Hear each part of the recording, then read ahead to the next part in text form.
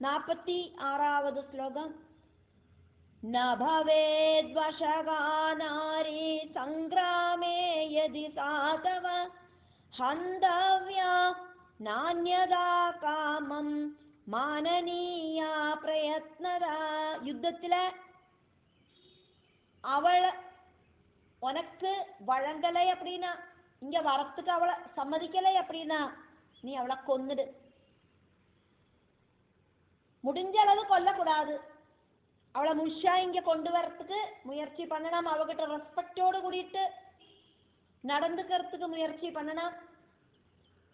ഫൈനലായിട്ട് അവളെ കൊല്ലത്തുക്കാன ഒരു അധികാരവും ഞാൻ ഇതാ ഉനക്ക് തരேன். எப்படியெல்லாம் பேசினாலாக்கும் அவள் இங்க வருவளோ அப்படி சாதுரியமா பேசி இங்க கூட்டிட்டு வா. 47வது ശ്ലോകം. വീരസ്ത്വമസി സർവജ്ഞ കാമശാസ്ത്ര വിശാരദ യേന കേനാപ്യുപായേന ജേതവ്യാവരവർണി. എല്ലാം തെരിയറവനേ താമ്രാ, നീ വീരനാക്കും. உனக்கும் காமசாஸ்திரங்களை சம்பந்திச்ச ஞானமெல்லாம் இருக்கு அப்படிங்கிறது எனக்கு தெரியும். என்ன தந்திரம் உபயோகிச்சானாலும் பரவாயில்லை, அந்த அழகிய ஜெயிச்சு இங்க கூட்டிட்டு வரணும்.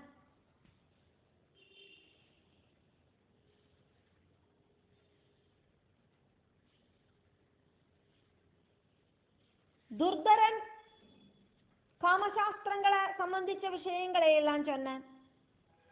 அதே சாஸ்திரம் எல்லாம் உனக்கும் தெரியும் அப்படிங்கிறது எனக்கு தெரியும். அதனால முடிஞ்ச அளவு அவகிட்ட ரொம்ப ரெஸ்பெக்டோடு கூடி நடந்துக்கோ. நான் கல்யாணம் பண்ணிக்க போறவளாக்கும். அதே மாதிரி பவ்யமா பேசணும், ஒரம்பி ஒன்றும் பேசாதே, சாஃப்டா பேசு. നമ്മൾ അസുരர்கள் எல்லாம் ரொம்ப சத்தமா வக்கும் பேசுவோம். அப்படி ஒன்றும் பேசாதே, அங்க போய் மெல்ல பேசு. இனிமையா இருக்கணும் அவளோட காதுக்கு உன்னோட பேச்சு. அதுலயே அவள் ரொம்ப சாஃப்டா ஆயிடணும். அவளோட கோபம் எல்லாம் அதுல போயிடணும். ரொம்ப ரொம்ப நல்லவாளா இருக்கிறாளே, அவ கூட நமக்கு போயிடலாம் அப்படின்னு அவளுக்கு தோணற மாதிரி நடந்துக்கோ. இப்படி என்ன உபாயம் பிரவர்த்திச்சாலும் விரோதமில்லை. அவளை எப்படியாவது மயக்கி இங்க கூட்டிட்டு வா. 48வது ശ്ലോകം.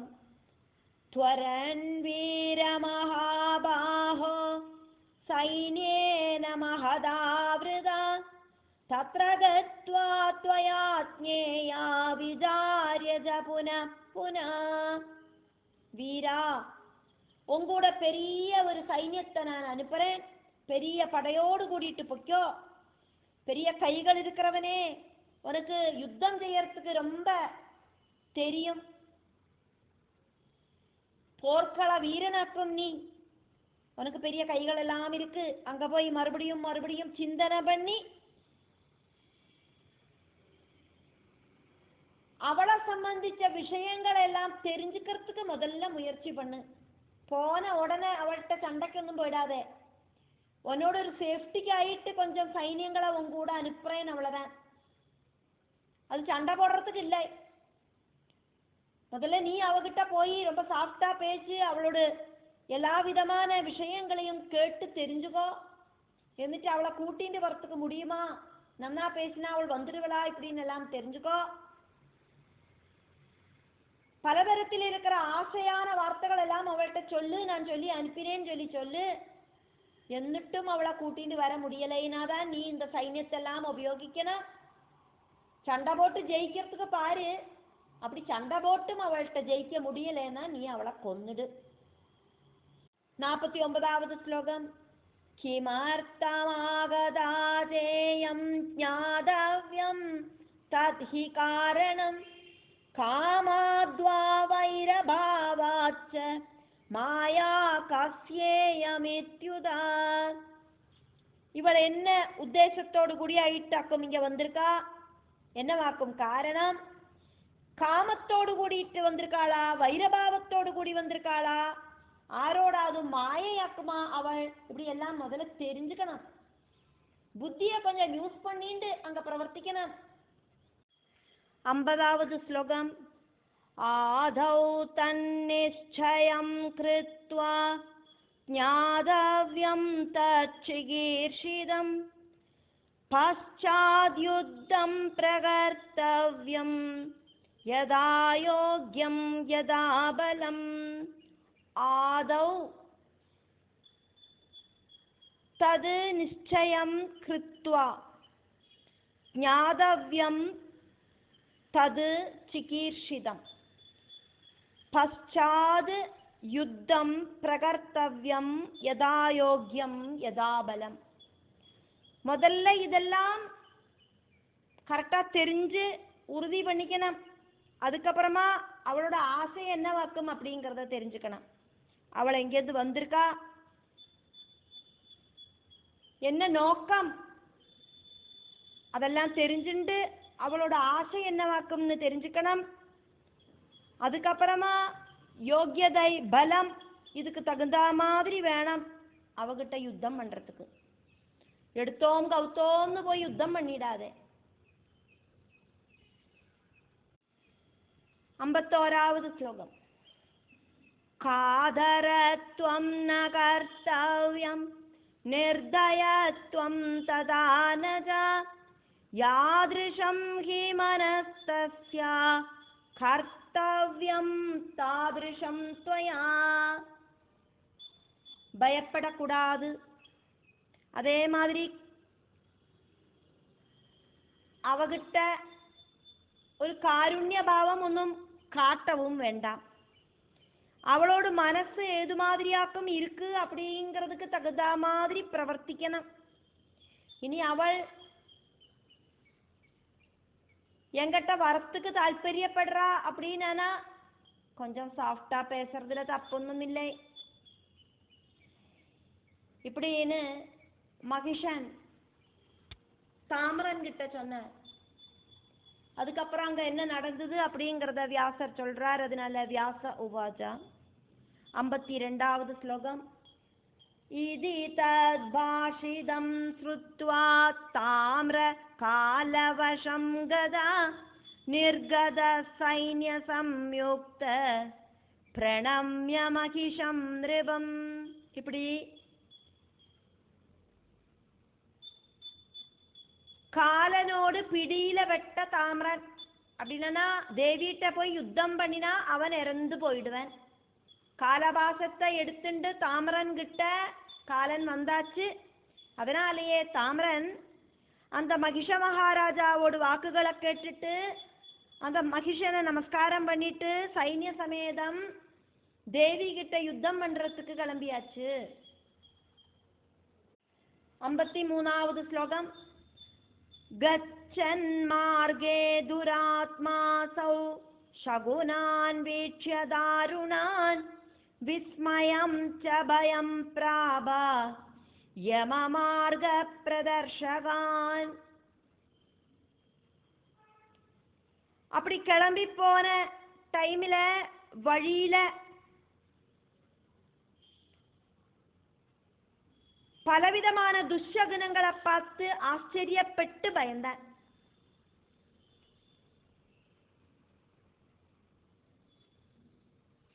காலனோடு அந்த யமபடர்கள் ஆயிட்டு இந்த துஷ்சகுனங்களை பார்த்தான் தாமரை. மரணம் பக்கத்துல வந்தாச்சு அப்படிங்கிறத பார்த்து பயந்தான். 54வது ஸ்லோகம். சகத்வாதாம் சமாலோக்ய தேவீம் சிம்ஹோபரிஸ்திதாம் ஸ்தூயமானாம் சுரை சர்வை சர்வாயுத விபூஷிதாம். தாமரன் போய் அந்த சிம்ஹத்துக்கு மேல உட்கார்ந்துட்டு இருக்கிற தேவிய பார்த்தான். சர்வ ஆபரணங்களை போட்டுண்டு அலங்காரம் பண்ணிட்டு இருக்கிற தேவிய தேவர்கள் எல்லாம் துதிச்சுட்டு இருக்கிறதையாக்கும் தாமரன் பார்த்தான். 55வது ஸ்லோகம். தாமுவாஜ விநீத സൻവാക്യം മധുരയാ ഗിരാ സാമഭാവം സമാശ്രിത്യ വിനയാവനതസ്ഥിത. ரொம்ப സൗമ്യമായിട്ട് സാമഭാവത്തില് ഭവ്യതയോട് കൂടിയിട്ട് കുനിஞ்சു നിന്ന് സോഫ്റ്റ് ആയിട്ട് കൈകൂപ്പി തൊഴുതുണ്ട് ദേവിയിട്ടെ ഇപ്പിടി ചൊന്ന. 56ാவது ശ്ലോകം. ദേവി ദൈത്യേശ്വര ശൃംഗേ ത്വദ്രൂപ ഗുണമോഹിത ത്വദ്രൂപ ഗുണമോഹിതഃ സ്പൃഹാം കരോതി മഹിഷസ്ത്വത്പാണിഗ്രഹണായ ച. മഹിഷഃ ത്വത് പാണിഗ്രഹണായ ച. தேவி அப்படின்னு கூப்பிட்டு தாமரன் சொன்னார். அசுரர்களோடு ராஜாவான மகிஷன், தைத்திய ஈஸ்வரன் அப்படின்னா அசுரர்களை கண்ட்ரோல்ல வச்சுண்டு ஆட்சி பண்ணற ராஜாவாயிருக்கிற மகிஷன். தேவி உன்னோடு அழகெல்லாம் கேட்டு தெரிஞ்சுண்டு உங்ககிட்ட ரொம்ப மோகமா இருக்கான். அந்த மகிஷன் உன்னை கல்யாணம் பண்ணிக்கணும் அப்படின்னு ஆசைப்படுறான். 57வது ஸ்லோகம். பாவம் குரு விஷாலாட்சி தஸ்மின் அமர துர்ஜயே பதிம் தம் பிராப்ய மிருத்வங்கே நந்தனே விஹரால்புதே. ஹே அழகான கண்கள் இருக்கிறவளே, பெரிய கண்ணெல்லாம் இருக்கிறவளே, தேவர்களுக்கு ஜெயிக்க முடியாத சக்தி இருக்கிற அந்த மகிஷன் அப்படிங்கிற எங்களோட ராஜா கிட்ட நீ உன்னோட மனச சமர்ப்பணம் பண்ணு. எங்களோட ராஜாவை கணவராயிட்டு ஸ்வீகரிச்சு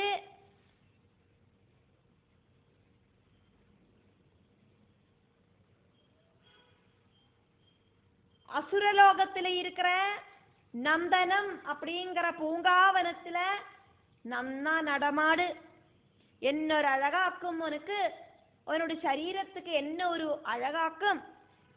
அப்படி இருக்கிற அழகியான நீ எங்களோடு ராஜாவோடு மனைவி ஸ்தானத்துல வந்து நந்தனம் அப்படிங்கிற பூங்காவனத்துல விஹாரம் பண்ணு.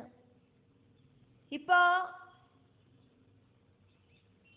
ത്രിലോകങ്ങളെയും ആട്ടിപ്പടയ്ക്കற അസുര ചക്രവർത്തിയാക്കും മഹിഷൻ. அதனால இந்த ത്രിലോകങ്ങളിലെ எங்கெல்லாம் பூங்காவனம் இருக்கோ அதெல்லாம் அந்த மகிஷனுக்கு சொந்தமான பூங்காவனமாக்கும். அதனாலயாக்கும் இங்க சொன்னது நந்தனம் அப்படிங்கிற அந்த பூங்காவனத்துல நன்னா சஞ்சாரம் பண்ணு அப்படின்னு. தேவலோகம், பாதாளலோகம், சொர்க்கலோகம், பூமி எல்லாம் இப்போ அந்த அசுரனோடு ஆட்சியிலியாக்கம் இருக்கு. பாதாள லோகத்திலேருந்து பிரம்மலோகம் வரைக்கும் இருக்கிற அத்தனை இடமும் இப்போ மகிஷனோடு கண்ட்ரோல்லியாக்கம் இருக்கு. அதனால ரொம்ப ரொம்ப அழகா இருக்கிற நந்தனம் அப்படிங்கிற பூங்காவனத்துல உன்னோடு திருமணத்துக்கு அப்புறம் அந்த மகிஷனோடு கூடிட்டு சந்தோஷமாயிட்டு கைகோத்து நடா. 58வது ஸ்லோகம். சர்வாங்க சுந்தரம் தேகம் பிராப்ய சர்வ சுகாஸ்பதம் சுகம் சர்வாத்மனாகிராஹ்யம் துக்கம் ஹேயமிதி ஸ்திதி. உனக்கு ரொம்ப ரொம்ப அழகான சரீரம் இருக்கு. சர்வ சுகங்களும் இந்த சரீரத்தால உனக்கு ஆஸ்வதிக்கலாம். அழகான இந்த சரீரம் கிடைச்சிட்டு எப்பவுமே சுகமாயிட்டு வாழணும். அப்படி சுகமாயிட்டு வாழறத துக்கம் அப்படிங்கிறது இருக்கவே இருக்காது. 59வது ஸ்லோகம். ഹരഭോരു കിമർത്ഥം തേ ഗൃഹീതാന്യായുധാന്യലം. ഗൃഹീത അന്യ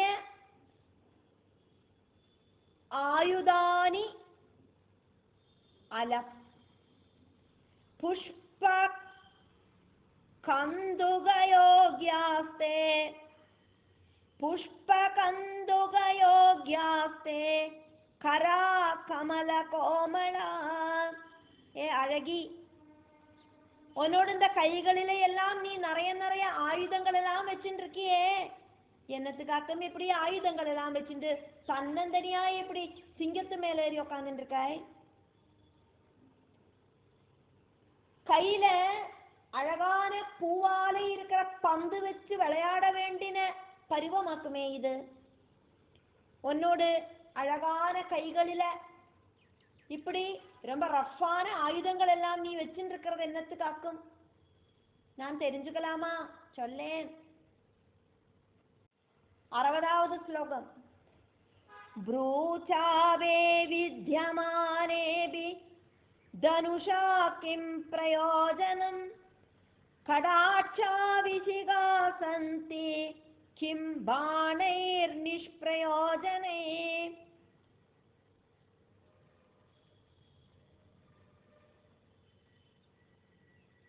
உன்னோட புரிக கொடிகள் பார்க்கறதுக்கு வில்லு மாதிரியாக்கும் இருக்கு. அப்படி இருக்கிறத கையில் எந்துக்காக்கும் நீ மறுபடியும் ஒரு வில்ல வச்சுட்டு இருக்காய்? உன்னோட கடாட்சம் அப்படிங்கிறது சரங்கள் மாதிரி இருக்கு, அம்பு மாதிரி இருக்கு. அப்படியாக்குமானா தேவையில்லாம என்னத்துக்காக்கும் கையில பானங்களை வச்சுட்டு இருக்காய்?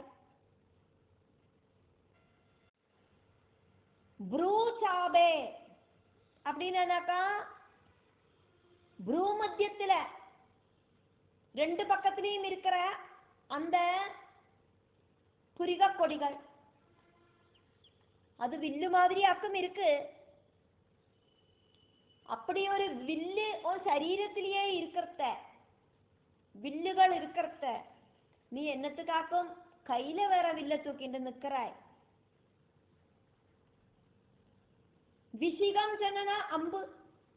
உன்னோட கடாட்சம் அப்படிங்கிறது அம்புக்கு ஈக்குவல் ஆக்கும். அதனால கையிலையும் நீ அம்பு வச்சுட்டு இருக்கிறது என்னத்துக்காக்கும்? 61வது ஸ்லோகம். சம்சாரே துக்கதம் யுத்தம் நகர்த்தவ்யம் விஜானத லோபாசக்தா பிரகுர்வந்தி சங்கிராமம் ச பரஸ்பரம். இந்த பிரபஞ்சத்துல அறிவு இருக்கிறவா துக்கங்களை தரக்கூடின யுத்தத்தை செய்ய மாட்டா. யுத்தம் பண்ணினா ஏதாவது ஒரு டீம் தோத்துடும், தோக்கிற டீம் சிலப்போ உயிரோடவே இருக்காது. அதனால புத்தி இருக்கிறவா யுத்தம் பண்ண மாட்டா, பரஸ்பரம் போராடுறது. அத்தியாகிரகம் இருக்கிறவாள அக்கம், புத்தி இருக்கிறவா செய்யாத்த பிரவൃத்தி ஆக்கும். இது புத்தி இருக்கிறவா செய்யற பிரவൃத்தி கிடையாது, இது புத்தி இல்லாதவா செய்யற பிரவൃத்தி ஆக்கும். இது 62வது ஸ்லோகம். புஷ்பைரபிநயோத்தவ்யம் கிம் புனர் நிஷிதைஷரைः வேதனம் நிஜகாத்ராணாம் கஸ்ய தஜ்ஜாயதே முதே. பூக்களால கோடியும் யுத்தம் பண்ணுறதுக்கு உனக்கு சாதிக்காது. நீ ரொம்ப சாஃப்டா இருக்காய், அழகா இருக்காய், உன்னோட கைகள் எல்லாம் அப்படி பஞ்சு மாதிரி இருக்கு. இதுல ஆயுதங்களை வச்சுட்டு சும்மா போஸ் கொடுத்துட்டு நிற்கிறாய். கையில பூக்களை தூக்கி வீசறதுக்கு கூடியும் ஒன்னால தெரியாது. உனக்கு அந்த அளவுக்கு திராணி ஒன்றும் இல்லை, பின்ன என்னத்துக்காக்கும்? இந்த மாதிரி இருக்கிற சரங்கள் எல்லாம் கையில வச்சுட்டு நிற்கிறாய். உன்னோட சரீரம் முறியும். உன்னோட அழகான இந்த சரீரம் முறிஞ்சானா அதை பார்க்கிறவாளுக்கு அது சந்தோஷத்தை உண்டாக்காது. அச்சோ அழகான இந்த சரீரம் முறிஞ்சிடுத்தே அப்படின்னு கவலைப்படுவாளே. 63வது ஸ்லோகம். தஸ்மாத் த்வாமபி தன்வங்கி பிரசாதம் கர்த்துமர்ஹசி பர்த்தாரம் பஜமே நாதம் தேவதானவ பூஜிதம். அதனால ரொம்ப ரொம்ப அழகா இருக்கிறவளே, உன் சரீரம் அப்படிங்கிறது ரொம்ப அழகு, நீ குஷியா இருக்கணும். தேவர்களும் அசுரர்களும் எல்லாம் உன்னை கும்பிட வாக்கும் சேரும். என்னோட பிரபுவை நீ பர்த்தாவாயிட்டு സ്വീകരിச்சா தேவர்கள் மட்டும் இல்லை, அசுரர்களும் நீ சொல்லற மாதிரி கேட்போம், உன்னை தாழ்ந்து கும்பிட்டு நடப்போம். 64வது ஸ்லோகம். சதேத்ர வாஞ்சிதம் சர்வம் கரிஷ்யதி மனோரதம் த்வம் பட்டமகிஷீராஜ்ஞா சர்வதா நாத்ர சம்சயா. மகிஷன் அப்படிங்கிற எங்களோட ராஜா, உன்னோட மனசுல என்னெல்லாம் ஆக்குமோ ஆக்ரகங்கள் இருக்கு, அதாக்கும் இங்க மனோரதம், அதெல்லாம் சாதிச்சு தருவர். நீ என்ன ஆசைப்படுறையோ அதை சாதிச்சு தருவர். எப்படியானாலும் எங்களோட ராஜாவோடு பட்ட மகிழ்ச்சியாயிட்டு நீ தீருவாய் அப்படிங்கிறதுல எங்களுக்கு எந்த விதமான சந்தேகமும் இல்லை.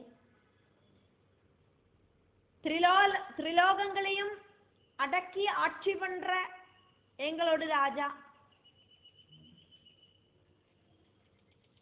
சிங்கத்து மேலே ஏறி உட்கார்ந்து இருக்கிற ஒரு பெண்மணிக்கு பயந்துக்கொண்டு மாட்டார். உன்னை வலு கட்டாயமா இழுத்துண்டு போய் கல்யாணம் பண்ணிடுவர், அதுல டவுட் ஒன்றும் இல்லை. பேசாம நீ எங்க கூட வந்துடு, நாங்கள் சொன்னதை கேட்டு. 65வது ஸ்லோகம்.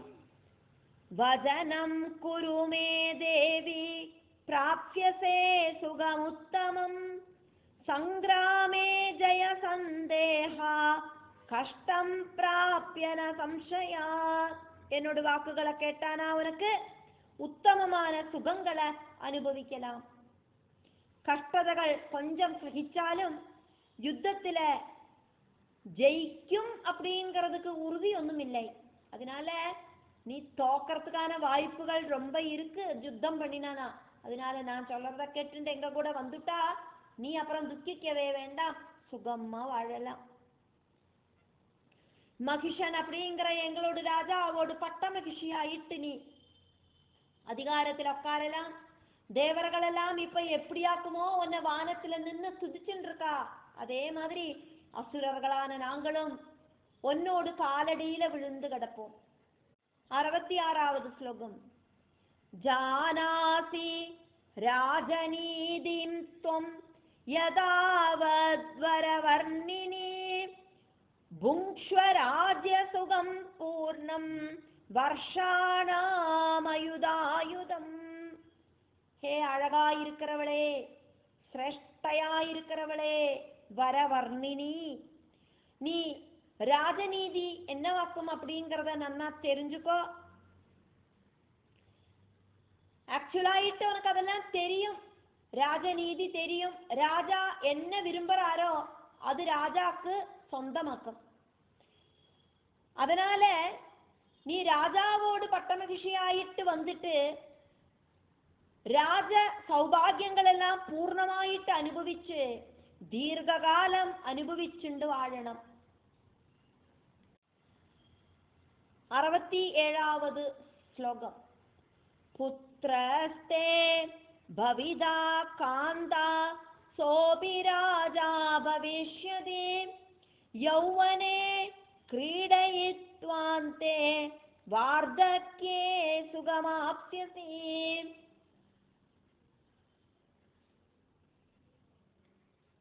உனக்கு யோக்கியனான புத்திரன் உண்டாகும், அவனும் ராஜாவாவன். யௌவனத்துல நன்னா அழகா சௌபாகியங்கள் எல்லாம் அனுபவிச்சு நடந்துட்டு கடைசியில வார்த்தக்கியத்திலையும் உனக்கு சுகமா வாழலாம். இப்படின்னெல்லாம் தாமிரன் தேவி கிட்ட சொன்னதையாக்கும் பார்த்தோம். இப்படி சொல்லிண்டு இப்படியெல்லாம் அங்க தாமரன் பேசினான் அப்படிங்கிறத வியாசர் ஜனமேஜயனுக்கு சொல்லிண்டு ஸ்ரீமத் தேவி பாகவதத்துல பஞ்சம ஸ்கந்தத்துல 11வது அத்தியாயம் முடிவடைகிறது.